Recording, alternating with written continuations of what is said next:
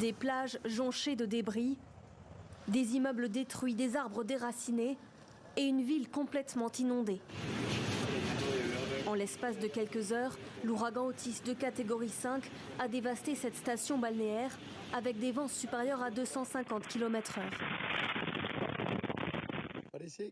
Les habitants d'Acapulco ont du mal à réaliser. Ça ne peut pas être vrai. C'est quoi ça? On est vivant. Je ne sais pas comment on est vivant, mais on est vivant. La ville est coupée du reste du pays. Les bus et les avions ne circulent plus, car les routes sont endommagées. Même la voiture du président mexicain a du mal à se frayer un chemin.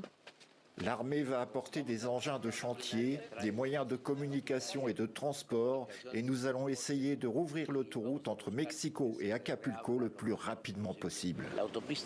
L'électricité coupée par précaution avant le passage de l'ouragan a été rétablie dans 40% de la région d'Acapulco. L'aide promise commence à arriver, mais les dégâts ralentissent le travail des secours. En attendant, dans ce supermarché, les habitants récupèrent de l'eau et de la nourriture.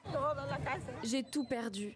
Mes matelas, mes papiers, ceux de mes enfants, de mes petits-enfants. Tout a disparu.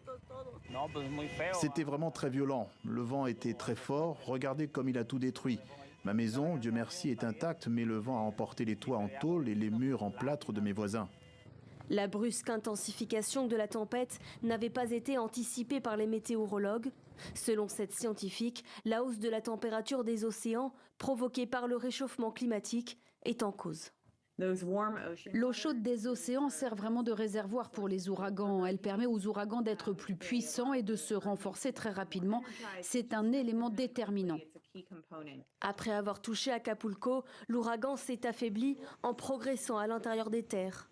Les autorités n'ont recensé pour l'heure aucune victime.